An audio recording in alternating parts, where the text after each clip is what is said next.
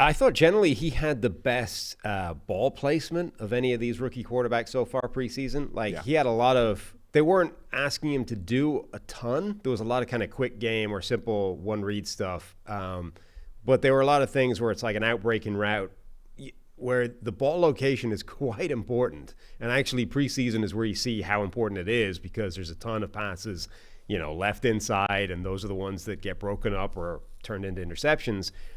Like almost every single one of those throws from Daniels, not only did he make the right read, hit the right guy, but in the right spot. Like the ball is out in front towards the sideline, away from the defender, and just made sure that these were going to be completions, not contested catches and problematic plays. So, yeah, he looked really good, really efficient, really accurate. The athleticism is obvious. They're giving him a ton of like read option type plays that I think are genuine options. Like he pulled a couple, including one where the defense just had the right call. I thought he misread that one. No, because he was reading the correct option guy, but they had a slot blitz coming in behind it. I thought he was just, that was dead on arrival. That but play. they had the. I don't know that was the a true bubble. RPO though. That's what I was wondering because they had the bubble attached to Yeah. it, and if he was reading the nickel, so the nickel blitzes ends up making the tackle on Daniels. Yeah. But if he was reading him, he'd be throwing the bubble behind him. Could have gone for a big gain. Yeah, if it was a true RPO, the option was pass. But if it was simply a read option run play, the defense had it dead on arrival because either one of them was crushed. They just ran it into an overload. Yeah. Yeah, I wrote that in my notes. I didn't know if it was definite misread or not, but that was, so we had 2 carries, for 13 yards. One went for nothing and one went for 13. Right. The 13 was pretty good.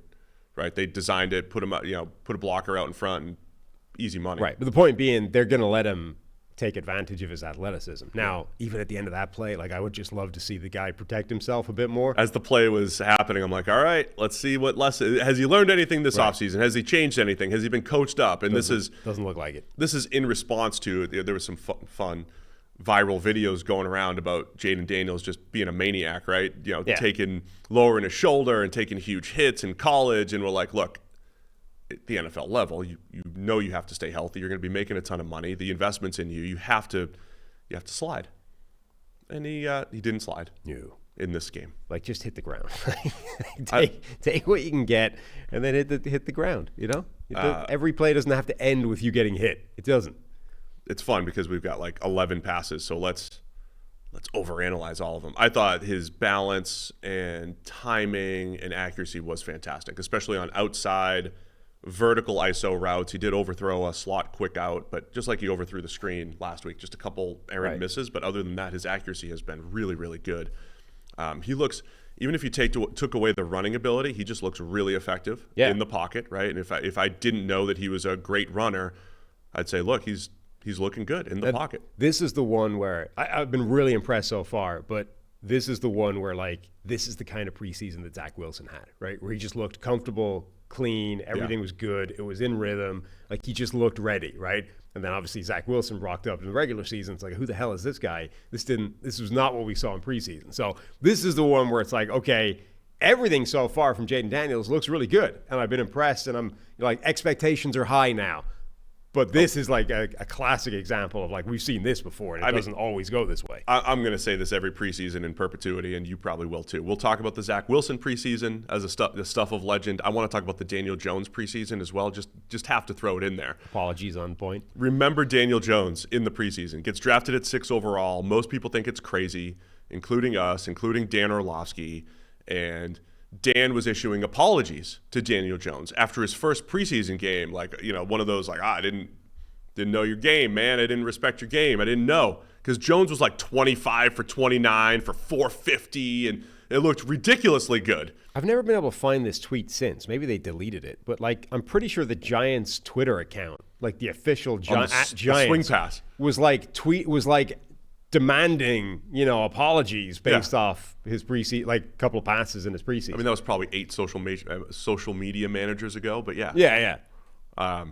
There are, and then last year, Kenny Pickett, I got suckered in, man. Kenny Pickett, year 2, perfect passer rating, looking great. They're throwing in the middle of the field. It was like 8 touchdowns on 8 drives, right? Oh, it was unbelievable. His preseason was basically perfect. Coming off of we liked the Steelers offseason, so we've got who hurt us, Mike Renner, Zach Wilson, Daniel Jones, and Kenny Pickett. all hurt us by making us rethink, either try to confirm priors or rethink priors, and they all hurt us.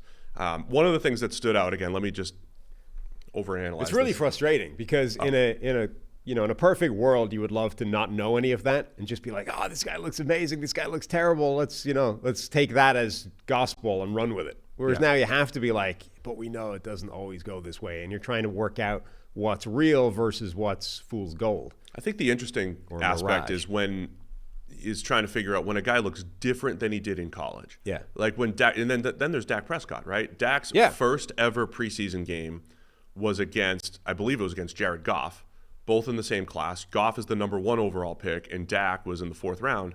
And Dak is over there, boom, boom, boom, looking great, comfortable, unbelievable in the pocket.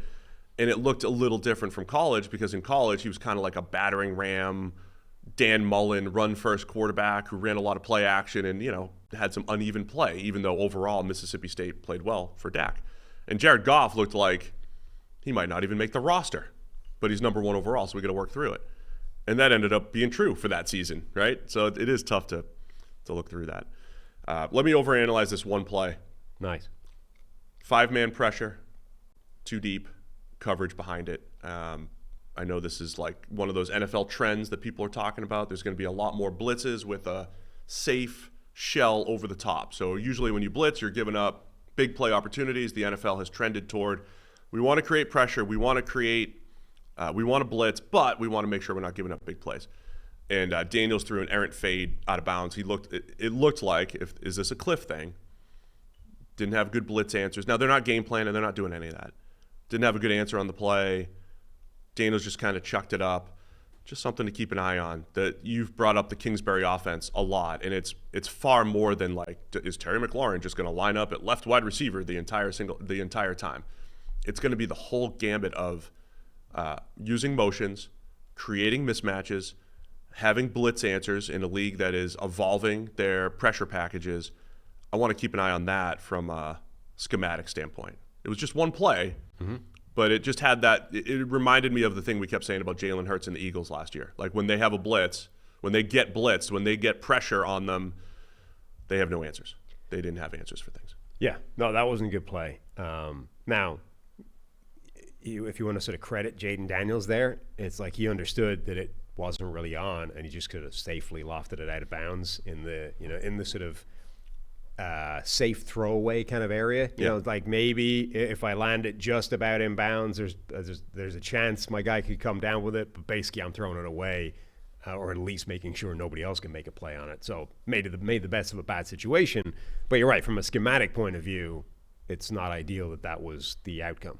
Just keep an eye on it. I mean, as we're separating, as you're looking at offensive coordinators, and we saw again the Eagles were the extreme example, having answers when the NFL is evolving a little bit and changing up how they run pressure packages. Just have to keep an eye on that from an offensive coordinator standpoint.